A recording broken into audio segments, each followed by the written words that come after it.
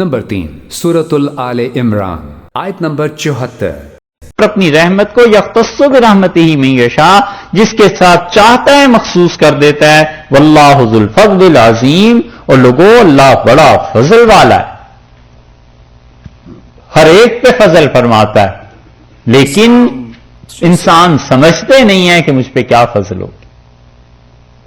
سب سے بڑا اللہ کا فضل یہ ہے کہ اللہ ایمان اور اس کے بعد دین کی سمجھ دے دے، بہت بڑی چیز ہے۔ خدا کسی انسان کو دین کی سمجھ دے دیتا ہے، اب وہ اس چکر میں پڑا رہے کہ میرے پاس پیسے نہیں ہیں اور میں زیادہ خوبصورت نہیں ہوں اور یہ نہیں ہے وہ نہیں، غلط باتیں ہیں بھائی۔ اللہ نے جس چیز میں فضل فرمایا اس کو دیکھو، تم اس کو ڈیزرو کرتے تھے؟ اس کو بھی ڈیزرو نہیں کرتے تھے، اللہ نے مہربانی نہیں کی تو اور کیا کیا۔ قرآن و حدیث کی سب سے بڑی موبائل ایپ نمبر 3 سورۃ آل عمران آیت نمبر 75۔ وَمِنْ أَهْلِ الْكِتَابِ، اور ان یہودیوں میں سے من ایسے بھی ہیں، ان تأمن ہو، اگر آپ ان کو امانت رکھیں، ان تأمن ہو اگر آپ ان کا بھروسہ کریں، امانت ان کے پاس رکھیں، بقنطارٍ ایک خزانہ پورا، ایک خزانہ ان یہودیوں کے حوالے کر دیں، یودہ الیک، تو یودہ الیک وہ کیا کریں گے، آپ کو ویسے کا ویسا لوٹا دیں گے۔ اتنے امانت دار ہیں یہ یہودی، باز کچھ گڑبڑ نہیں کرتے عام زندگی میں۔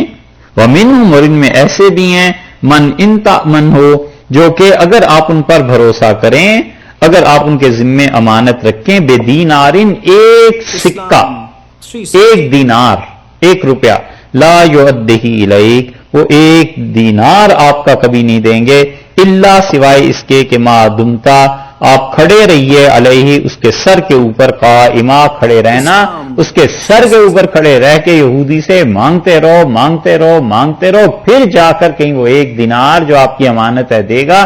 ایسے بھی کنجوس ہیں یہودیوں میں سے، دونوں طرح کی طبیعتیں، خزانہ دے دیجئے واپس لے لیجئے، ایک پیسے پائی کی گڑبڑ نہیں، شرافت ہے۔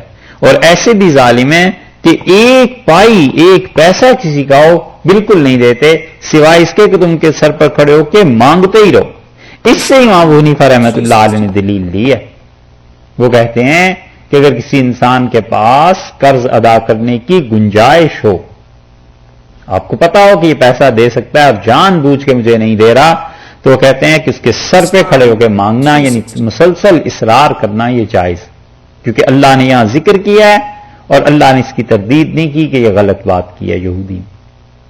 اگر اطمینان ہو جائے کہ پیسہ ہے اس کے پاس اور جان بوجھ کے قرض نہیں ادا کر رہا، تو جا کے کوئی بیٹھ جائے، وہ کہتے ہیں یہ جائز ہے۔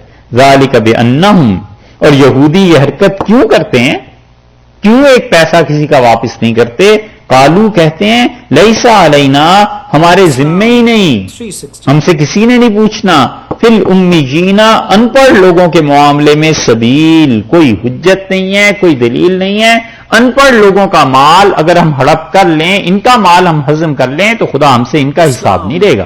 علم کی وجہ سے چھوٹ جائیں گے، نسب کی وجہ سے چھوٹ جائیں گے، یہ حساب کتاب تو ہوگا ان کا جو جاہل ہیں، باقی ہم پڑھے لکھے ہیں، ہمارا کیا حساب کتاب ہونا ہے؟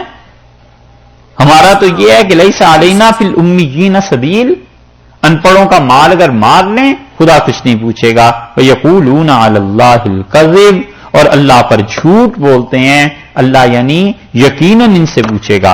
وَهُمْ يَعْلَمُونَ، اور یہ جانتے ہیں، جان بوجھ کر جھوٹ بولتے ہیں، انہیں بھی علم ہے کہ خدا نے پوچھنا ضرور ہے۔